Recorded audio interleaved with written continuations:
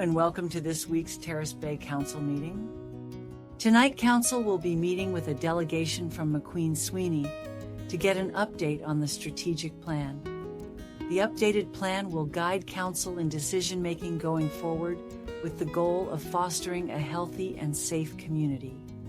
CAO John Hall will also be asking Council for insights on how to more effectively engage residents, including the possibility to move meeting times to attract more interest in Council meetings.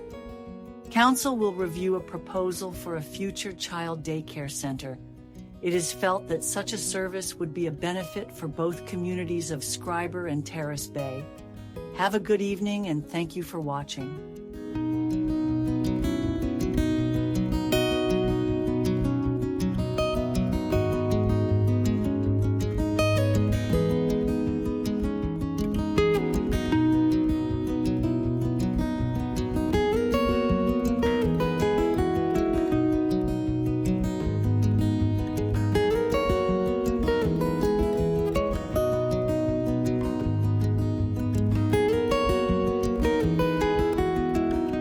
Welcome to 2025 and our first council meeting.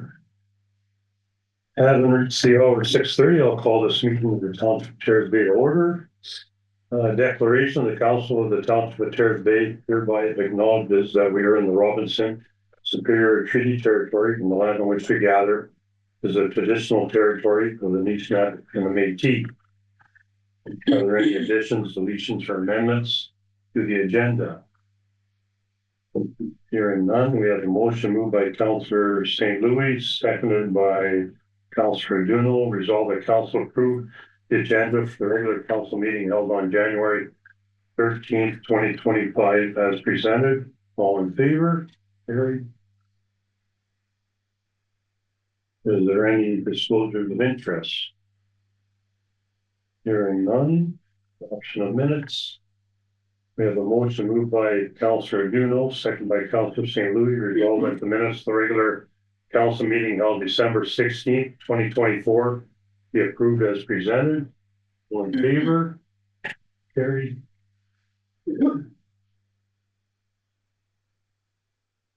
Presentations, delegations, and deputations. Strategic plan presentation from McQueen and McSweeney. Perfect. Look at that. Just let me know when you need me to advance the slide, Tracy. Okay. All right, we'll go on to the next one. So just a quick presentation on the overview of the strategic plan. If we go to slide 2, perfect. You know, why do we do a strategic plan? And just refresh your memory of the process that MGA McSweeney took for the strategic plan. And then look at our phases 1, 2, and 3. In addition to those phases, also looking at our vision, mission, and mandate, and then how the goals and strategic plan, strategic priorities and actions all fit within that.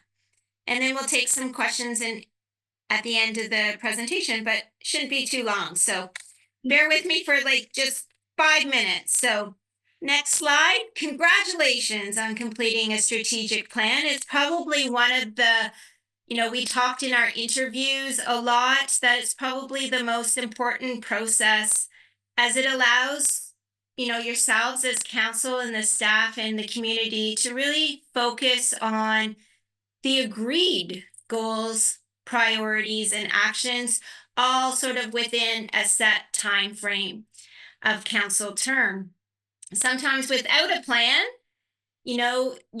council can wander from crisis to crisis. So, or also that real squeaky wheel often gets into the plan and gets a little bit bumped sort of off of the strategic plan. So those are sort of the main reasons why it's so important, and so many more reasons why we do a strategic plan. But the most important thing is kudos to Terrace Bay. So next slide. If we just look at the 3 phases that we did the strategic plan over a 3 to 4 month period, which was great. We had no issues. We stuck with our timelines. Everything went really well. And we had, our 3 phases and then just continuing it off. So why don't we look at sort of what we called our first phase, which is the background research on the next slide. And in this phase, we really wanted to focus on establishing the expectations of the approach, the deliverables, and the timelines.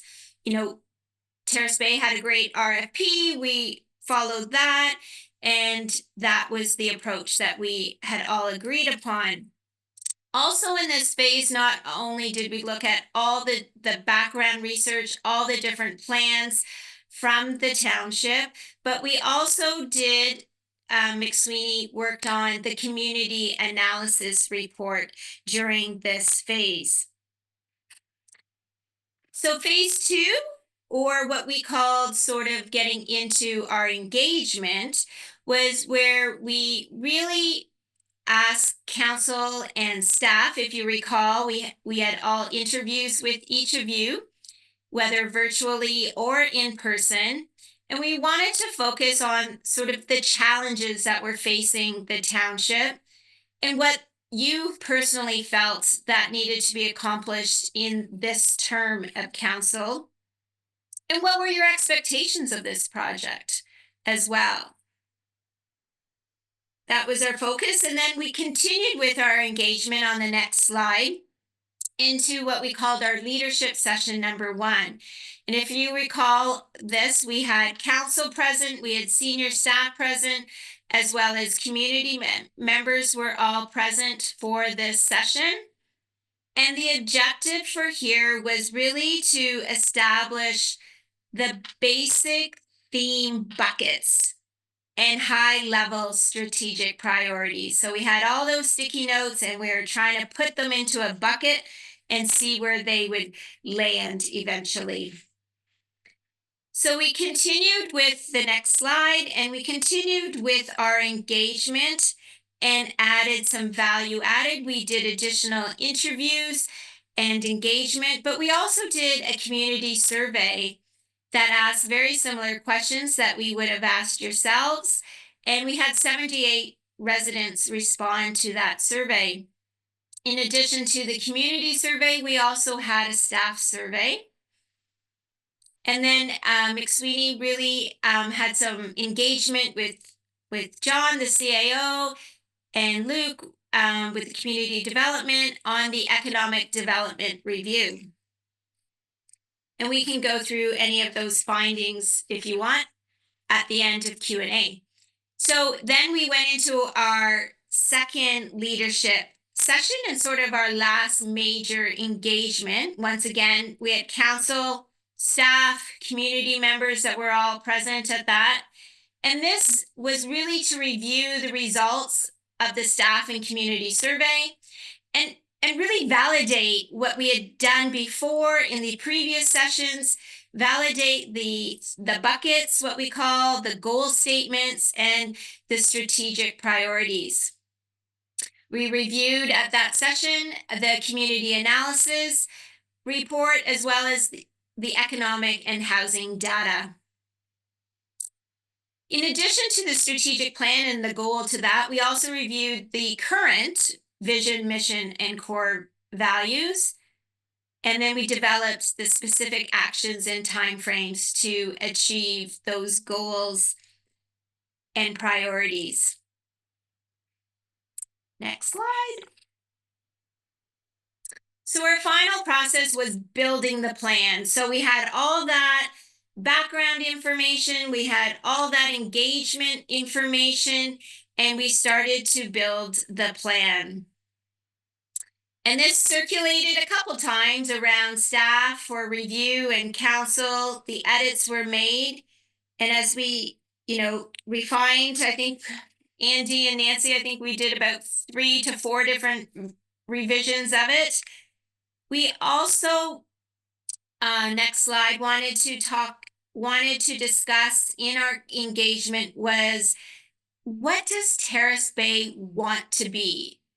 And what should our operating principles be? So in those engagement sessions, we talked about being bold and collaboration and being creative and, finding creative solutions and being focused, as well as, most importantly, is professional and financial accountability. So those were our operating principles that we were building the strategic plan around.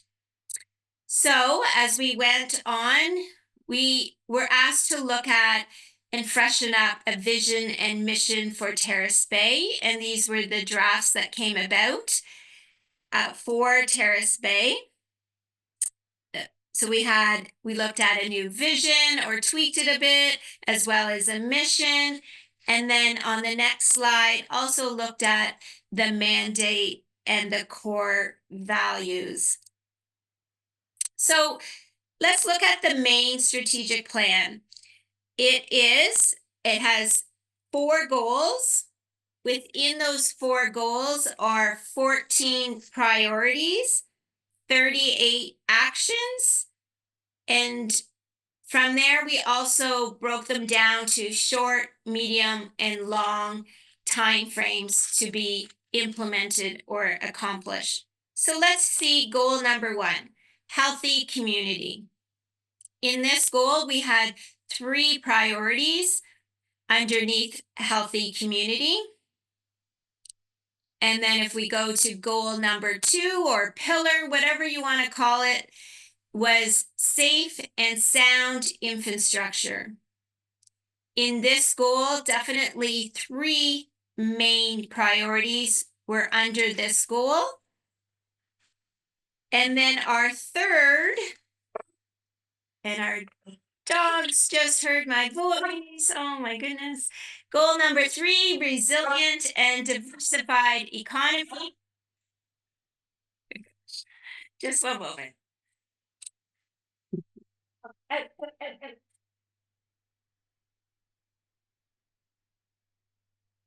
So sorry. Resilient and diversified economy. And this was the biggest section that we focused on, with 6 major priorities under this goal. And then the last goal being working together, with 3 priorities underneath here. And like I said earlier, under these priorities are actions and tactics under each one of them. And if you remember, there's 14 priorities overall and 38 actions. So before we take some questions on the strategic plan, what is council's next step? So if we really want to improve maintenance, maintain our facilities, improve our amenities, or have better efficiencies and customer experiences, we have to really own this plan. And not only for council, staff has to own it, as well as the community. As everyone needs to support this strategic plan. And I just feel that you need to embrace it, own it, advertise it, promote it, and work within it. So that concludes sort of the presentation on the strategic plan, or just really the process of how we got to the final strategic plan. But what we did also is that we developed a progress tracker, if we move on to the next slide. And we really feel in order to own it, we have to be accountable for it. So we've developed this tracker and feel strongly that if we include the strategic plan, like on every council's agenda, or once a month even, and what we can do, this is just a draft picture of one, but it has the actions on the left-hand side, the goal at the top, and then towards your right, we have the target date, who leads it, who's responsible for it, who owns it, and then we can progress through the next 4 years on the completion of it, whether there's no progress in it, whether it's in progress or it's complete, or maybe it's delayed. And that's okay, because many of some of our goals and our tactics require, government funding. So some of them may not be able to be accomplished unless some additional help from funding, especially in infrastructure for our roads, comes from outside funding other than our own tax dollars. So that's what we call the progress tracker, to just become accountable. And that really stemmed from our earlier interviews with council, saying that the last strategic plan, that maybe it had too many deliverables, everything wasn't able to be implementable, and we needed to track it better. So we didn't want to go down the path again. We wanted a cleaner strategic plan that was implementable, that Terrace Bay could do within the next 4 years. So that's sort of the process of the strategic plan. But I will turn my microphone off so you don't hear my dogs, and Andy and Nancy can turn their microphones on and lead the questions and answer period. Any questions from anyone?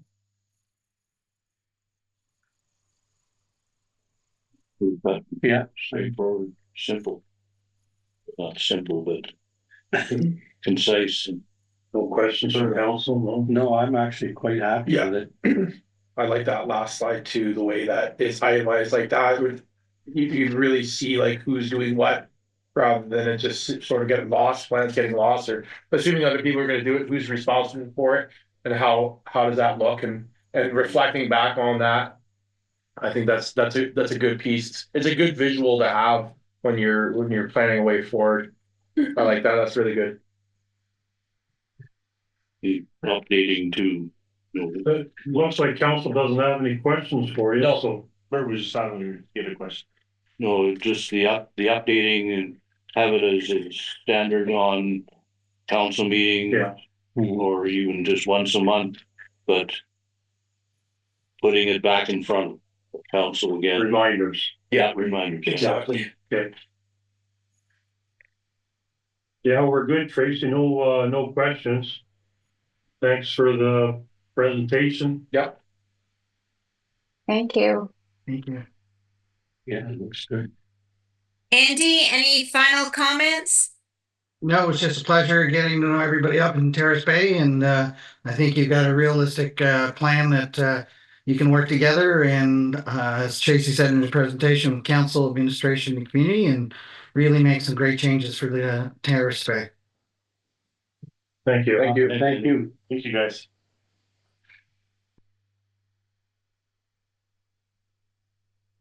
Yeah, go ahead and share this. Reports from administration, CO clerk, Roma conference, update on our delegations. Thank you, Your Worship. So really, positive news out of the delegation front. We applied for 9, technically 10 if you count the NDP caucus. And we received positive feedback or positive confirmation from 9 out of 10 or 8 out of 9, depending on how you look at it. So yeah, we have a busy conference ahead of us with 8 delegations with ministries and 1 with the NDP caucus as well. Wow, that's good. The only one that the last one I got today actually was from education, and they just couldn't fit us in.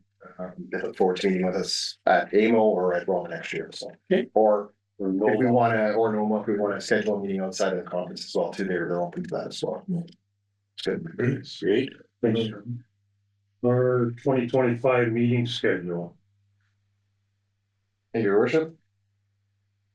So just some background, regular meetings are held the first and third Mondays of each month at 6:30 p.m. in council chambers. This has been a long-standing tradition, but is also supported or included in our most up-to-date procedural bylaw. I think some of the history I got from Scriber when I was there was that Terrace Bay did theirs the opposite week of Scriber, just to sort of keep things, not all commingled together in the same weeks. In recent years, we've typically reduced the number of meetings in the months of January and August to 1, and that's largely to accommodate attendance of council members and staff to the Rural Ontario Municipal Conference. That's in January, and the Association of Municipalities of Ontario, AMO, respectively in August. Other meetings outside of the regular scheduled meetings is common. For example, during the budget process, we typically schedule 2 or 3 special meetings to hold the budget meetings during the day, and they are referred to special meetings of council. Attached to the table is tentatively showing all of the proposed or known council meetings right now for 2025. Some councilors have recently expressed interest in looking at the schedule, particularly the start time for regular meetings and also the different options for streaming and our broadcasting. Any changes proposed must be done at the direction of council. Temporary or one-time changes would typically be handled through a resolution, while more permanent changes will be implemented by amending the procedural bylaw.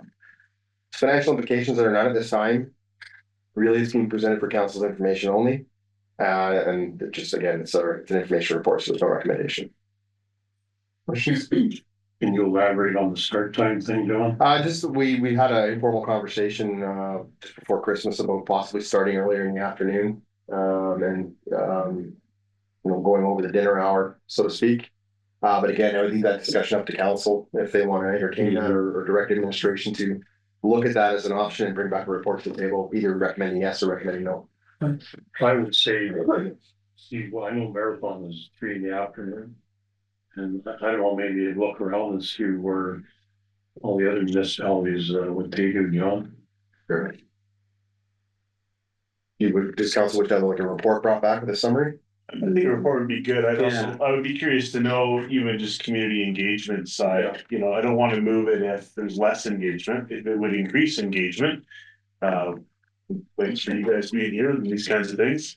To me, that's a little bit of the driving force for the most part, what has the most engagement from the community. Yeah, I think maybe just try out even a couple different times over the year. Maybe that's in the report before we change that procedural bylaw. It'd be worthwhile. Yeah, Experiment a little. Yeah, if it works, so we just do a trial, whether it's a month or 2 months. Yeah. See how it works. Any concerns or objections to the schedule as set with the regular starting time at 6:30? Yeah. All the meetings are there. You'll notice the one meeting dropping down in August, and but I didn't put next year's January meeting, but today is the one meeting in January. Anything else stand out to council? 3 budget meetings are there in February. Nope, I'm good. Yeah, that's fine. Okay. You have a motion moved by Councillor St. Louis, seconded by Councillor Duno, resolved that council accept the 2025 council meeting schedule report as information. All in favor? Gary?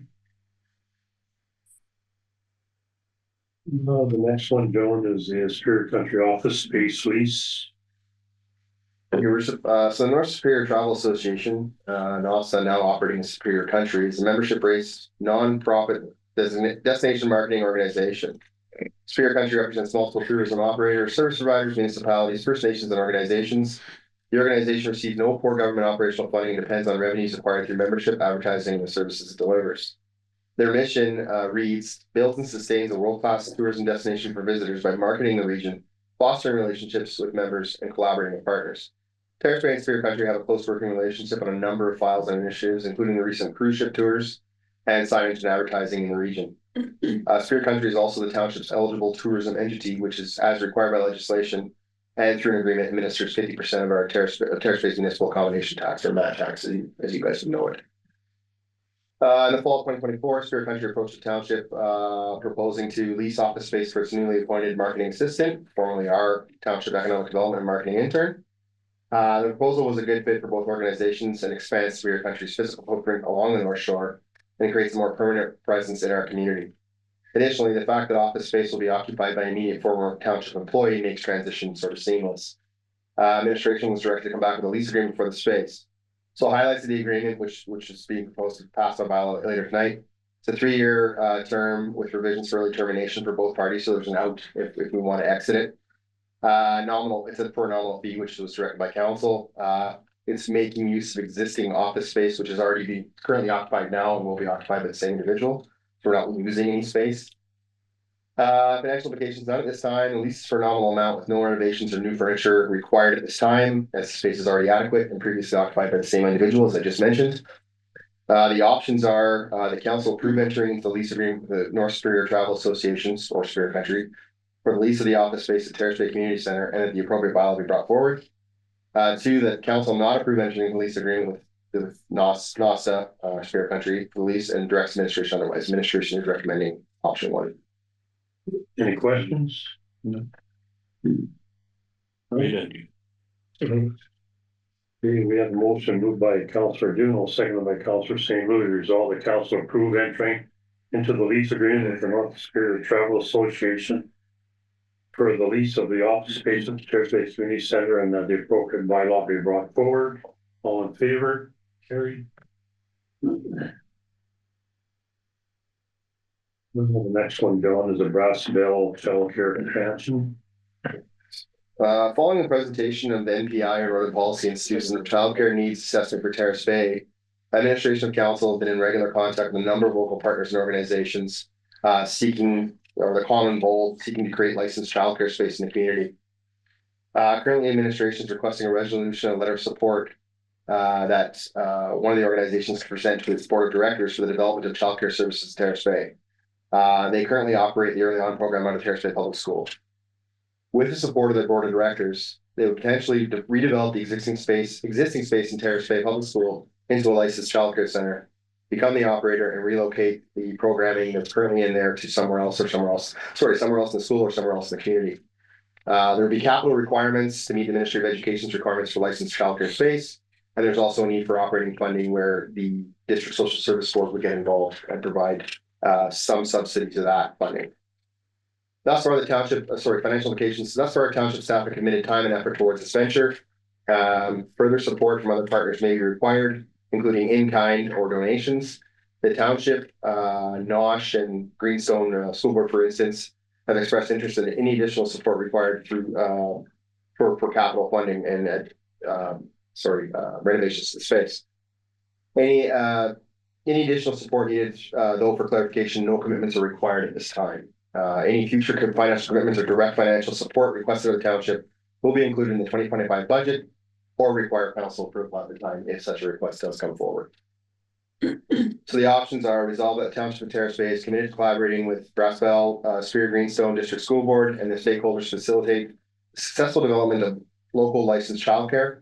The township is committed to providing support through advocacy, resource allocation, or partnership building to see this initiative come to fruition. Option 2 is the council not provide a resolution and letter of support and direct administration otherwise. Administration is recommending option 1, the resolution support and letter go forward. Any questions?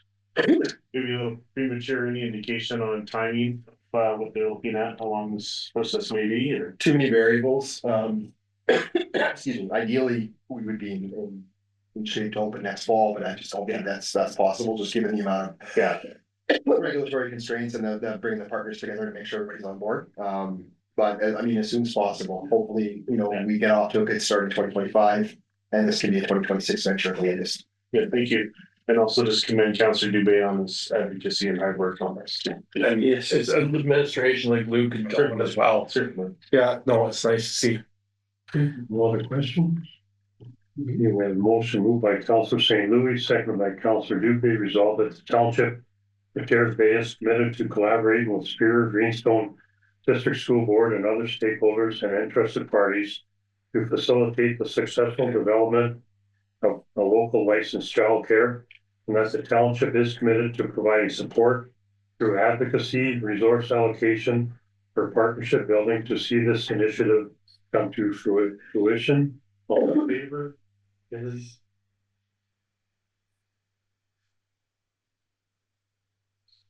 Dan, you're on. Thank you, Worcester. Every year, council must review and approve any changes made to the municipal water rates. Water rates must be approved through a separate bylaw, and as such is being presented for council's review and adoption. These rates proposed an increase of 3% from 2024. For information, the table below shows the past increases. This proposed 3% increase will maintain the amounts needed to be directed to the Water Wastewater Reserve Fund, as well as operate the water pumping, treatment, and distribution services within the municipality.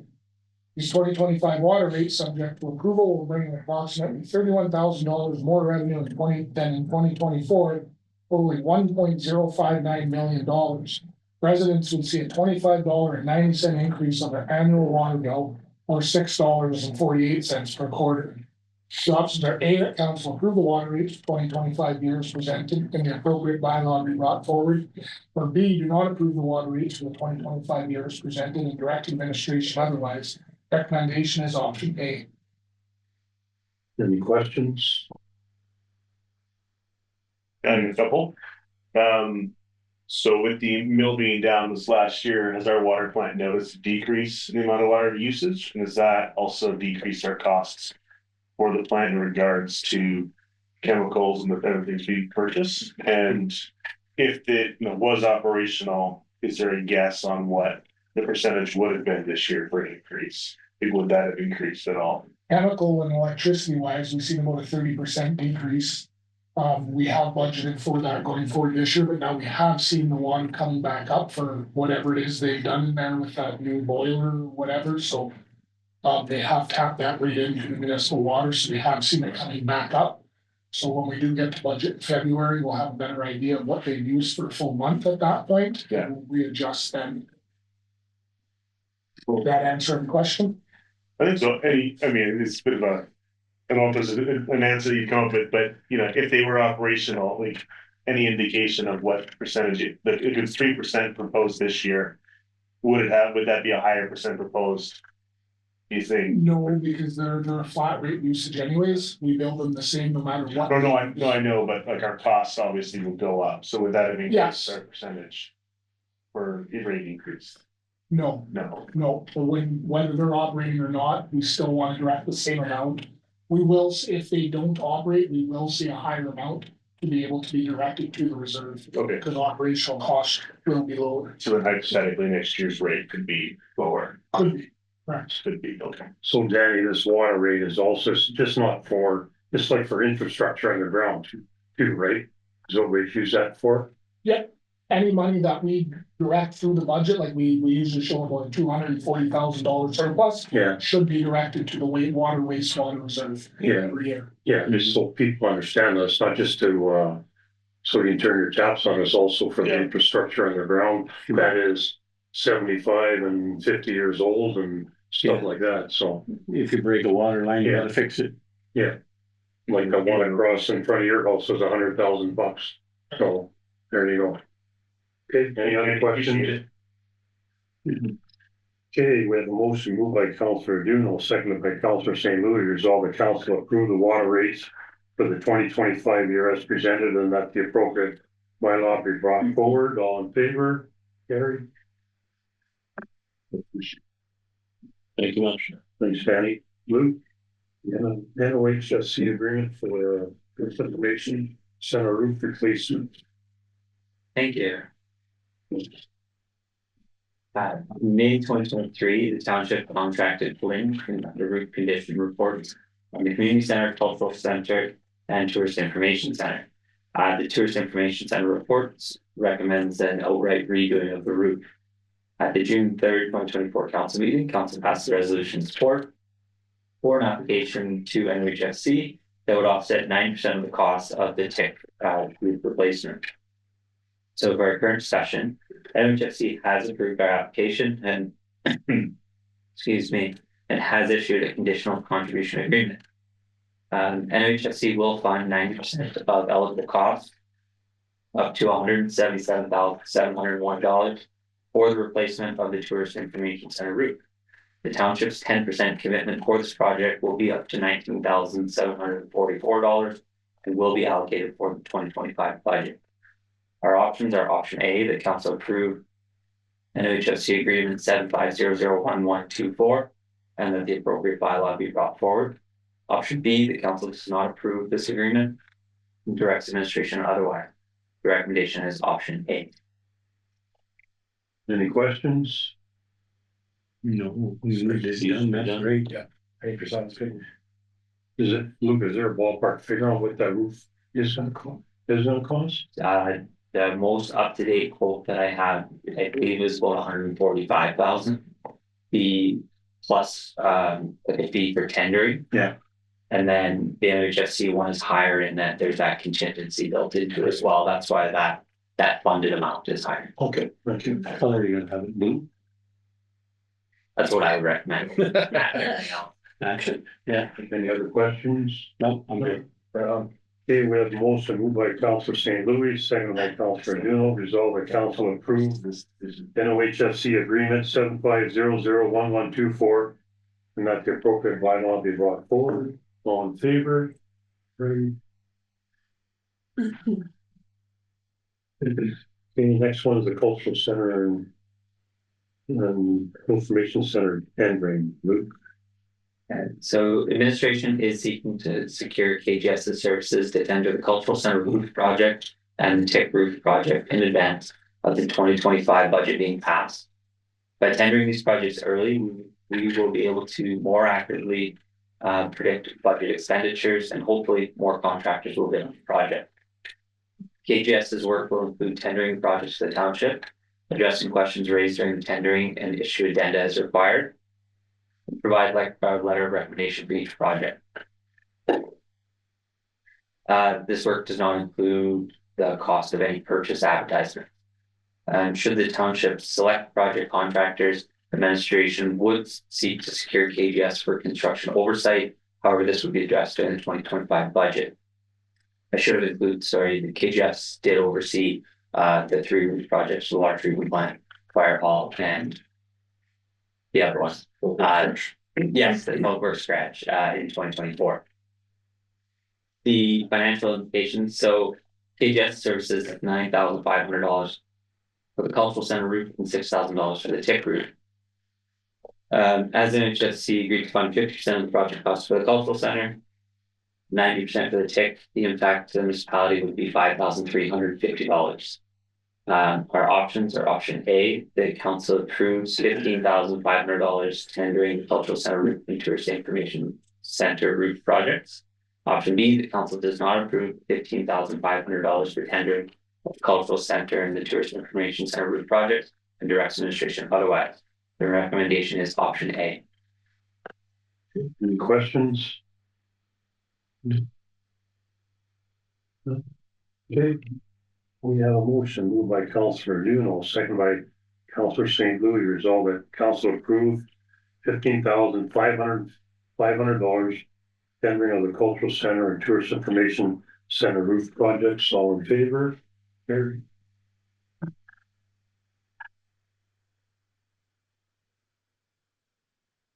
Next one is the golf simulator project.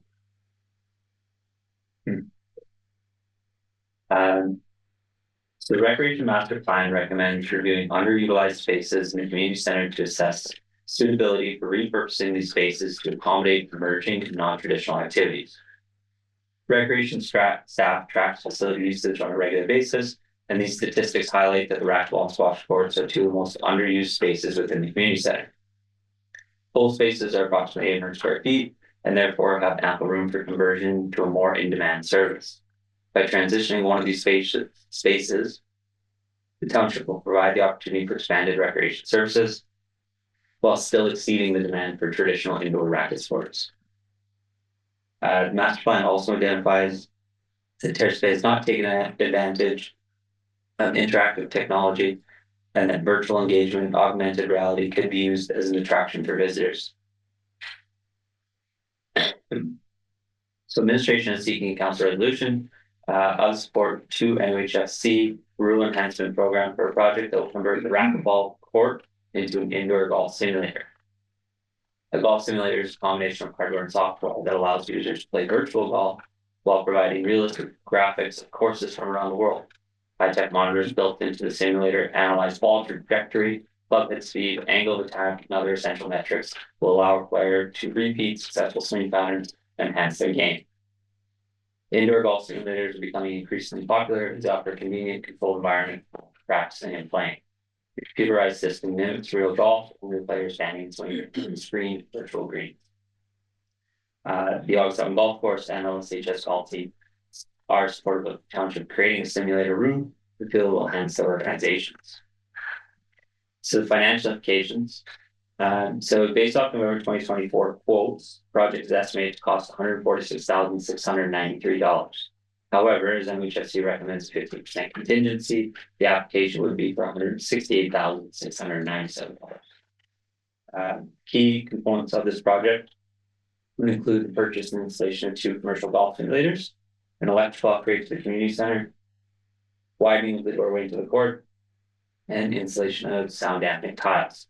Should the application be successful, Terrace Bay will receive up to $151,827 and be responsible for the remaining $16,870. The result of our application is not expected to be known until May. Therefore, these costs would be brought forward in the 2026 budget. As an amendment to that, if there is an early election called, it should be delayed for well past May. A significant benefit of the proposed project is its potential as a source of revenue. Administration has provided a high-level business case, which is summarized below.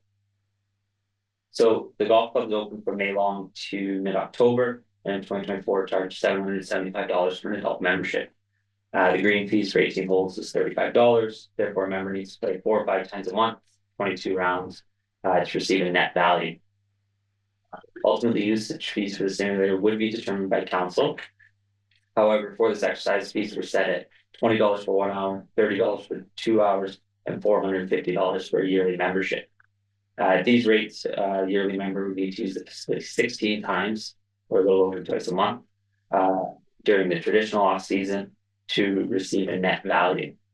By conservatively estimating that over 2/3 of the AGC's 140 annual members are snowbirds, or they're not interested in playing golf twice a month during the winter, we would anticipate selling 45 annual memberships per year. This would generate $20,250 in revenue per year for the municipality. Hourly rentals from visitors and casual users are expected to generate another $1,000 per year. The facility's expenses for cleaning and maintenance are expected to be comparable to the bowling alley, which is roughly $3,000 per year. The municipality would not seek to procure a simulator with an annual software fee. The average lifespan of the commercial simulator is 10 years. Therefore, based on these numbers, the facility is projected to generate $212,500 in total revenue and result in a net gain of $165,000.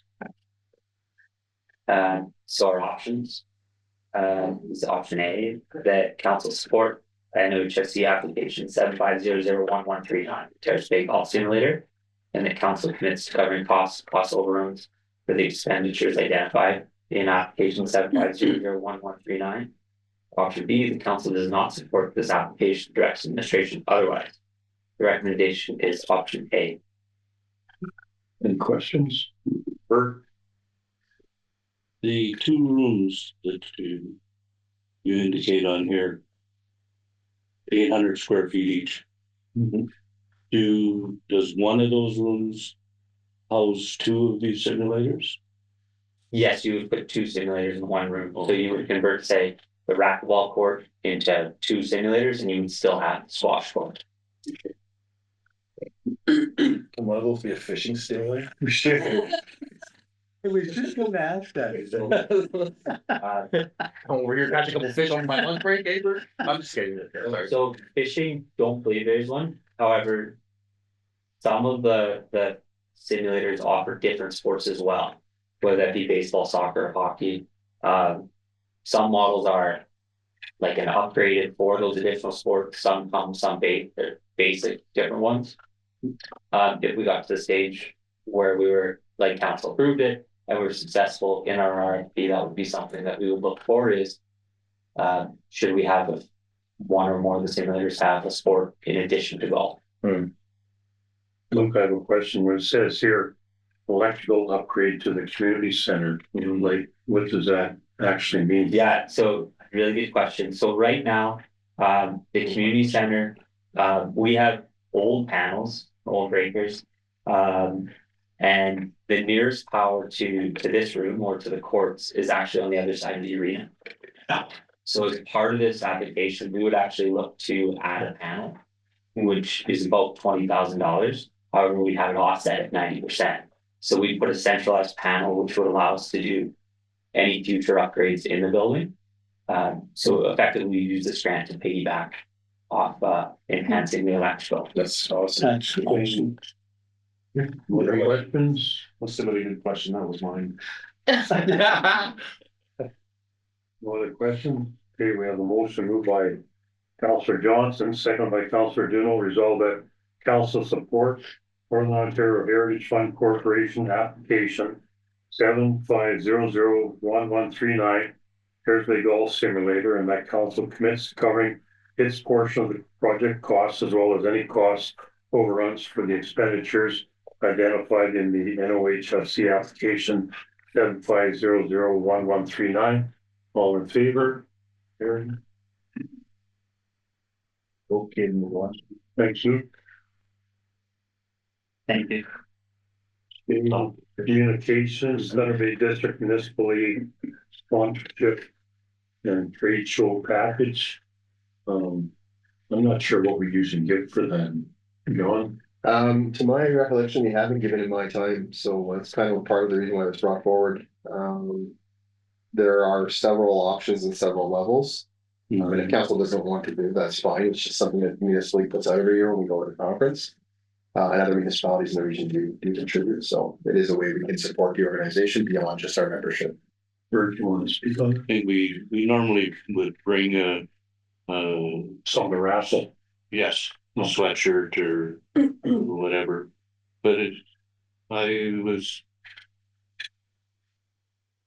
blown away by our absence in the banner. We want to be proud of Terrace Bay and and promote it wherever we can. And I was thinking if we had a banner to put up at when every small municipality in the whole area attends, and we could probably use it for other things that we attend also, just to promote our community. I think we have banners, right, Luke? Sorry, pardon me. Do we have banners, right? Township banners that we can borrow and bring Like to similar to the ones on the highway? No, like a stand with a stand there, with our logo and all that on We it. do, the one we have is quite out of date. Yeah. And I'm not sure the logo's up to date, but it's something we could look at. Either way, if this council wish to sponsor. Yeah, I think we should sponsor this, guys. This is our organization. We've always said we're going to support it. We go to all of the conferences. They do us a lot of good. They do lobby on our behalf. I don't know how the rest of you feel, but I wouldn't mind sponsoring a refreshment break. A refreshment break is $300. $300 to $500. Yeah. Why could we not get $300? You guys think that's extreme? I don't. I think this is good. This is good. This is a league for us. I think it would come back to us. Any other thoughts on that? Yeah, I'm good with the refreshment break. I think there's no motion for that. Making a motion? Yeah, I'll make a motion to sponsor $300 for refreshment break. Yeah, Councilor St. Louis moves sponsors support Thunder Bay Municipal League with a $300 donation for a refreshment break. Seconded by Councilor Johnson. All in favor? Harry? There you go. Next one, we have our bylaws. We have a motion moved by Councilor Duno, seconded by Councilor Johnson, resolved that a bylaw to authorize an office space lease agreement with North of Superior Tribal Association be read first, second, and third time and finally passed, signed by the mayor and clerk, sealed and numbered on the 13th day of January 2025. Any questions on that? All in favor? Carries. Next bylaw, we have a motion moved by Councilor Johnson, seconded by Councilor Aduno. Resolved that a bylaw to establish 2025 water rates commencing January 2025 be read first, second, and third time and finally passed, signed by the mayor and clerk, sealed and numbered on this 13th day of January 2025. Any questions on that motion? All in favor? Carried. And another bylaw moved by Councilor Duno, seconded by Councilor Johnson, resolved that a bylaw to enter into an agreement with the NOHFC 75001124 for the tick roof replacement be read the first, second, and third time. Finally passed, signed by the mayor and clerk, sealed and numbered on this 13th day of January 2025. All in favor? Carried.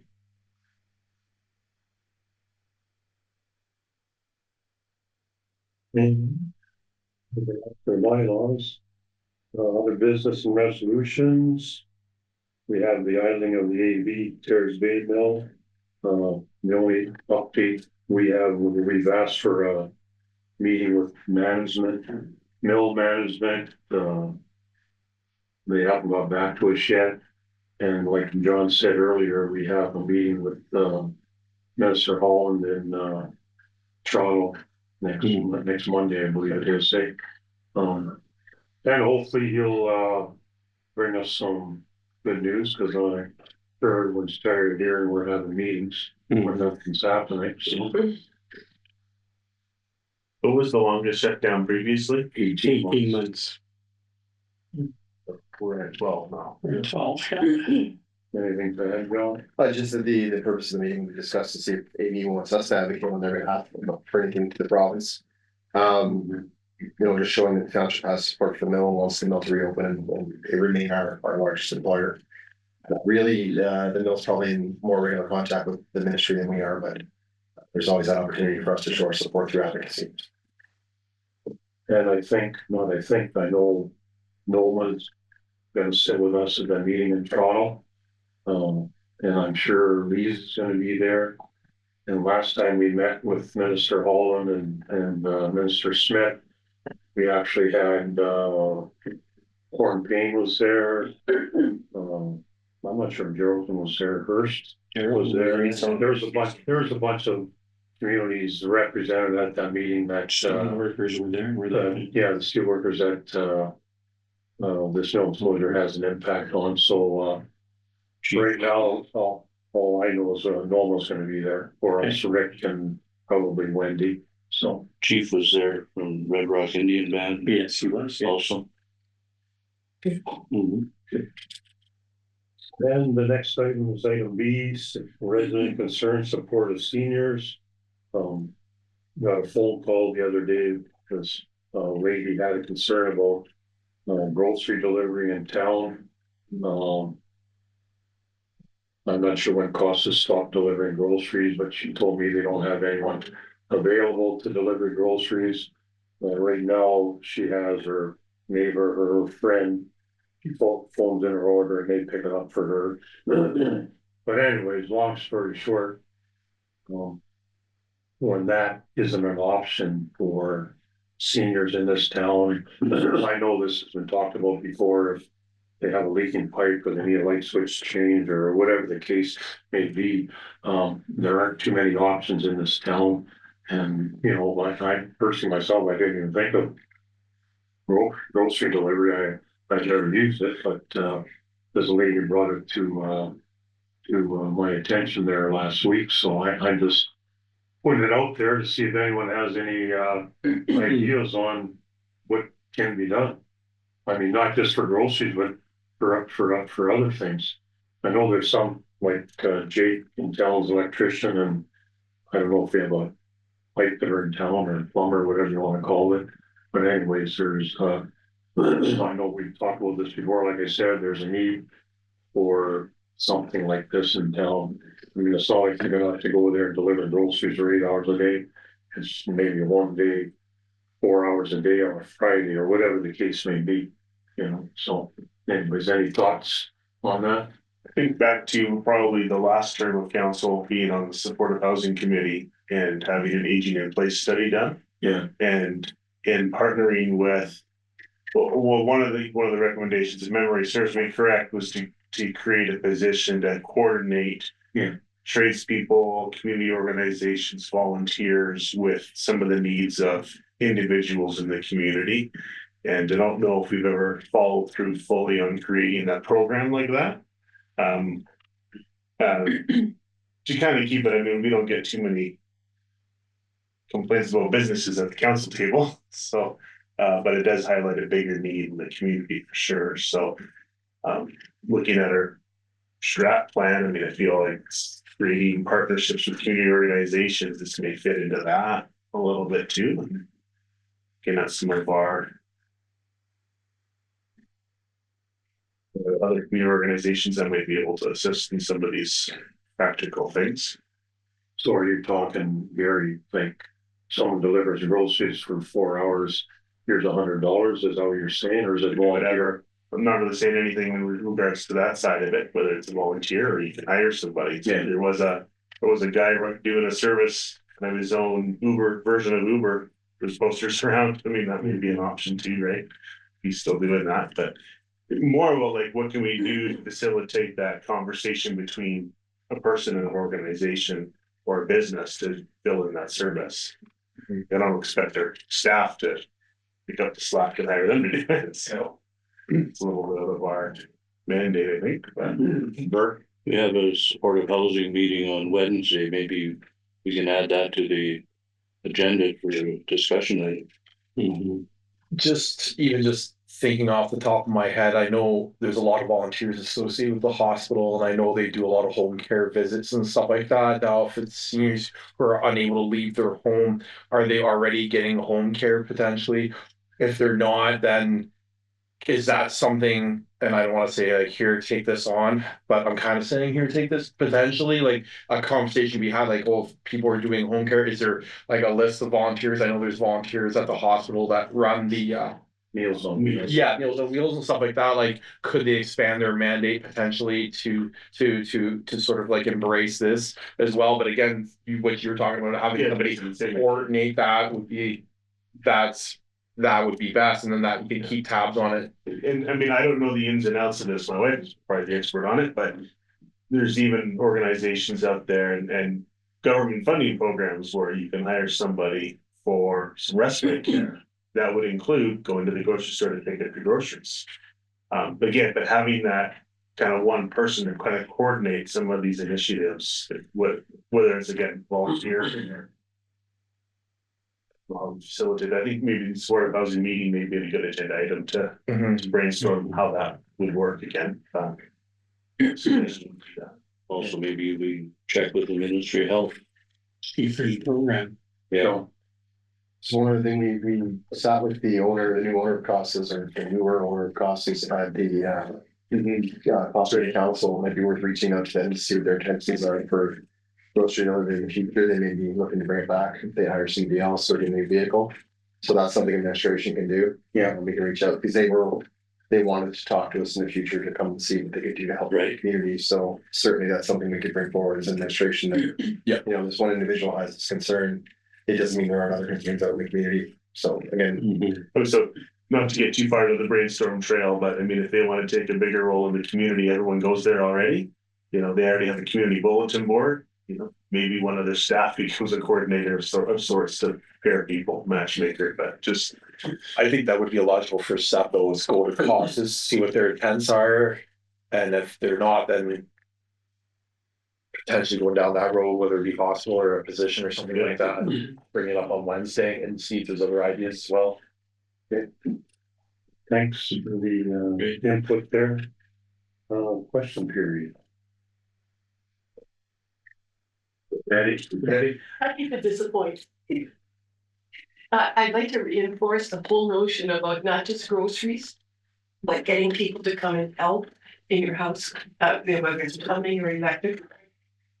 It's very hard for people, especially new people in town, to find anyone. If you don't have a friend, you know, who's not retired and getting older and not wanting to do things, I think would really help the community.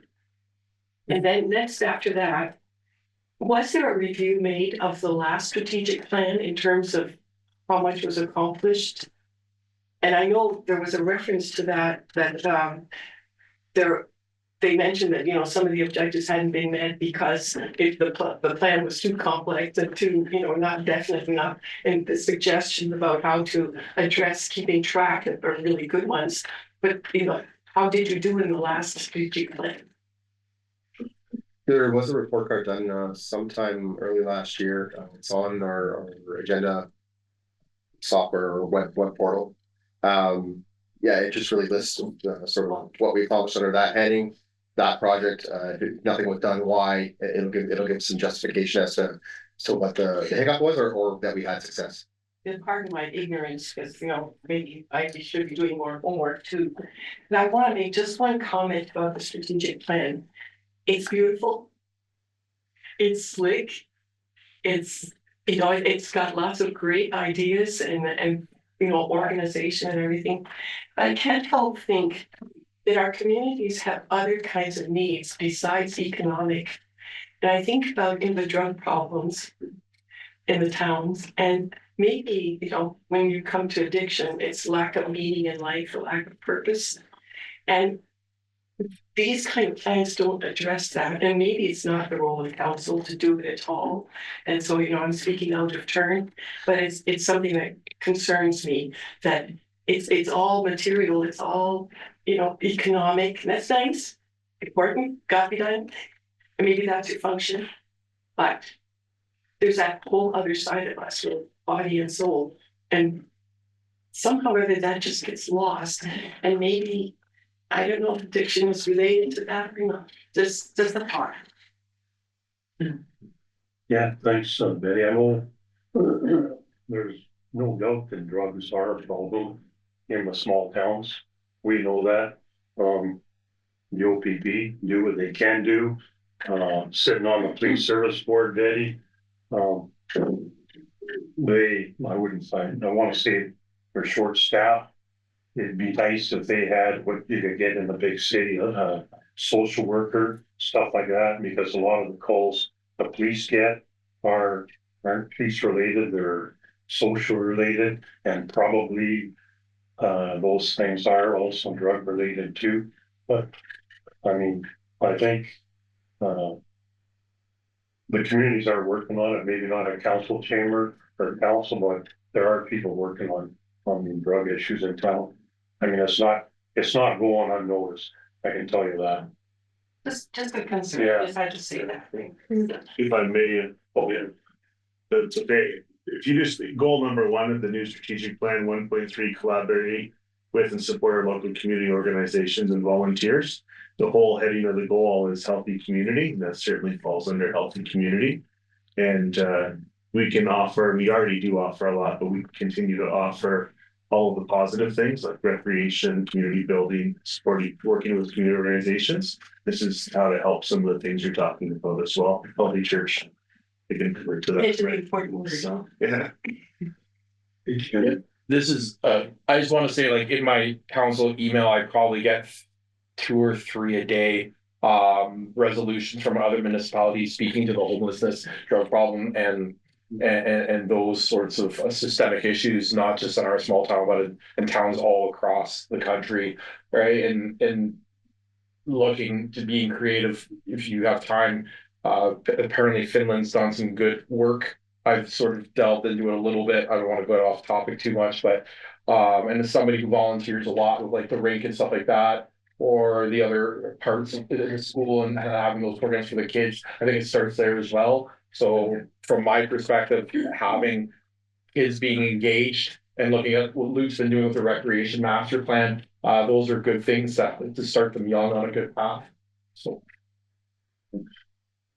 Any questions online, John? I'll put the call out. I already put it into the chat. Anybody has a question online, now would be the time to type it in the chat.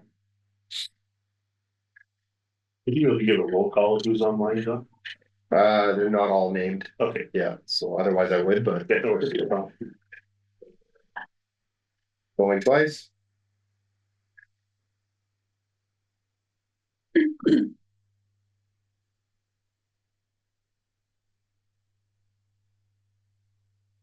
Third and final call. And if you'd like, you can also submit questions to myself after the meeting at cao@terracebay.ca. So we can always get to them and answer them that way. So I don't believe there's any questions online, Your Worship. Okay, thanks, John. Okay, next item, we're going in camera. The motion moved by Councillor Johnson, second by Councillor Baduno. Resolve the council move the next portion of this meeting in camera to discuss approval of the minutes of previous closed sessions held on December 15th. One matter concerning labor relations or employee negotiations regarding a bylaw enforcement remuneration. And one matter concerning personal matters about an identifiable individual, including municipal or local board employees regarding bylaw enforcement matter. All in favor? Carried.